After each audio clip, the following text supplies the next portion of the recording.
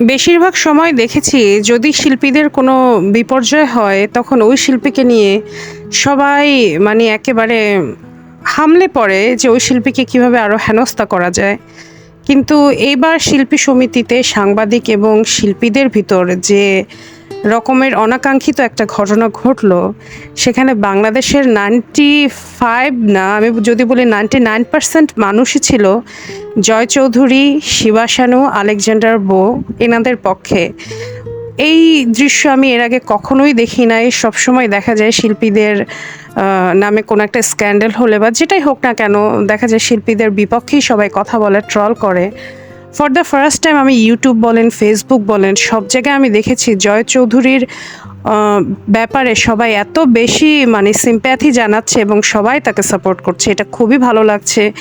সেই সাথে শিবা শানু স্যারও, উনিও অনেক সম্মান পাচ্ছেন। এটা আমার কাছে খুবই ভালো লাগছে। আজকালকার দিনে সাংবাদিকরা তাদের ইথিক্স আসলে ভুলে গিয়ে তারা যে ধরনের প্রশ্ন করে, তাদের বুঝতে হবে যে অতিরিক্ত ব্যক্তিগত প্রশ্ন এটা হচ্ছে একটা শিল্পীকে বিব্রত করা ছাড়া আর কিছুই না। এই ধরনের অতিরিক্ত ব্যক্তিগত প্রশ্ন করতে গিয়ে এবং সেটার উত্তর যখন কোনো শিল্পী দেয়, এটার কারণে অনেক শিল্পীদের ইমেজ যে পরিমাণ ভুলুণ্ঠিত হয়েছে এবং যে পরিমাণ ইমেজ ক্রাইসিসে একজন শিল্পী পড়ে থাকে শুধুমাত্র এই সাংবাদিকদের জন্য। এরপরেও সাংবাদিকদের কিছুই বলা যাবে না। আমরা যদি তানজিন তিশার ইস্যুটাই ধরি, তানজিন তিশা তখন এত একটা ক্রাইসিস মোমেন্টে তাকে প্রশ্ন করা হচ্ছে আপনি কি অ্যাবর্শন করিয়েছেন? সে সুস্থ না, সে মানে মাত্র বাসায় ফিরছে, মানুষের রেস্ট আছে, মানুষকে একটা প্রশ্ন করার একটা মোমেন্ট আছে।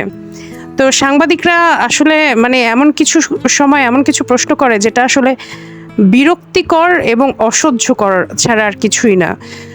শিল্পী তারা কি মানুষ না? তারা কি মানে সবসময় হেসে হেসে ভদ্রভাবে কথা বলবে? এটা কি সম্ভব? তাদের কি মন মেজাজ বলে কিছুই নাই? তো এই সুযোগটা আসলে সাংবাদিকরা প্রায় সময় নিয়ে থাকে। সাংবাদিক বলতে আমি শুধুমাত্র বিনোদন সাংবাদিকদের কথাই বলছি, অন্য কোনো সাংবাদিকদের কথা বলছি না। বিনোদন সাংবাদিকরা অলরেডি নিজেদের গ্রহণযোগ্যতা হারিয়েছে। তারা যে ইউটিউবারদেরকে কটাক্ষ করে কন্টেন্ট বানায় বা বারবার ইউটিউবারদেরকে ছোট করে কথা বলতেছে, দেখেন একজন ইউটিউবারদের থেকে তারা কি খুব বেশি আলাদা? ইউটিউবাররা তাদের কন্টেন্ট হিট করার জন্য যা যা করে থাকে, একজন বিনোদন সাংবাদিক, মেইন স্ট্রিম নিউজ চ্যানেলের বিনোদন সাংবাদিকও কিন্তু সেটাই করছে। আপনি আজকালকার বিভিন্ন নিউজ চ্যানেলের বিনোদন সাংবাদিকদের যে নিউজগুলো করে থাকে বিনোদন সাংবাদিকেরা, তাদের হেডলাইনগুলো পড়বেন। তারা যে হেডলাইনগুলো দিয়ে থাকে সেগুলোর সাথে একটা সাধারণ ইউটিউবারের বা একজন অল্প শিক্ষিত ইউটিউবারের শিরোনামের ভিতরে কিন্তু আপনি কোনো তফাৎ খুঁজে পাবেন না। তো তাদেরও এখন চেষ্টা থাকে যে কিভাবে চমকপ্রদ বিতর্কিত হচ্ছে ট্যাগলাইন দিয়ে, তারপর হচ্ছে শিরোনাম দিয়ে একটা কন্টেন্ট তারা জনগণকে খাওয়াবে। তো এ কারণে মানুষের মন থেকে তারা উঠে গিয়েছে, তাদের প্রতি সে শ্রদ্ধা আর নাই। কারণ সাংবাদিকদের থেকে আমরা যে কিছু শিখবো, তাদের কথাবার্তা, তাদের শব্দচয়ন, তাদের উচ্চারণ থেকে শুরু করে মানে বা একটা তাদের থেকে যে আমরা কিছু জানবো, ওই সুযোগটা আসলে এখন নাই। এখন তারা হচ্ছে একজনের যত গোপন পারিবারিক ব্যক্তিগত বিষয় হচ্ছে তুলে এনে মানুষের সামনে হাজির করতে পারবে, সার্ভ করতে পারবে, ব্যাস তাদের উদ্দেশ্য সফল। কিন্তু এখানে তারা কতটুকু মানে ইথিক্স মেনে চলে, এটাও তো একটা দেখার বিষয়। আমরা অনেক সময় দেখি বিভিন্ন চ্যানেল হচ্ছে কল রেকর্ড ফাঁস করে দেয়, এটা কি কোনো ইথিক্সের আন্ডারে পড়ে কিনা?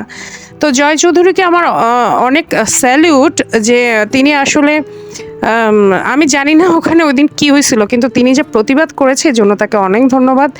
শিবা শানুকেও ধন্যবাদ যে অ্যাটলিস্ট প্রতিবাদ করেছে। একটা বাচ্চা মেয়েকে যখন জিজ্ঞাসা করা হয় আপনি আপনার মায়ের মুভিগুলো দেখেন কি না, এটা যে যৌন সুরসুরি ছাড়া আর কিছুই না, এইটুকু সেন্স আমার আছে, ঠিক আছে?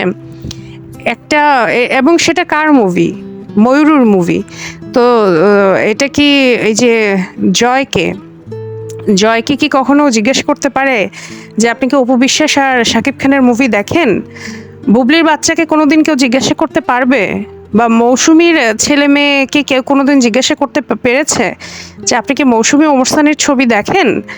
কিন্তু ময়ূরীর মেয়েকে এটা জিজ্ঞাসা করতে পারা যায় বা পেরেছে। তো এবার বোঝেন যে মানুষ আসলে শক্তের ভক্ত নরমের এবং আজকে আপনি ময়ূরকে নাগালে পান নাই, এ কারণে ময়ূরীর ইন্টারভিউ না নিয়ে তার মেয়েকে নাগালে পাইছেন, এই জন্য তার মেয়েকে এই ধরনের প্রশ্ন করতেছেন। আমার তো মনে হয় সাংবাদিকদের সরি বলা উচিত। এখানে সাংবাদিকরা বলতেছে জয় চৌধুরীকে সরি বলতে এবং হাত জোর করে ক্ষমা চাইতে বলতেছে। এটা নিয়ে আমি ভিডিও পরে আবার দিব। তবে আমি বিনোদন সাংবাদিকদের বোঝা উচিত যে তারা মানুষের মন থেকে উঠে গিয়েছে। এখন যদি তারা সচেতন না হয়, তারা যদি সুন্দর সুষ্ঠু পরিবেশ সাংবাদিকতার ক্ষেত্রে মেনটেন না করে, তাহলে ভবিষ্যতে তারা আরও বেশি পরিত্যাজ্য হবে।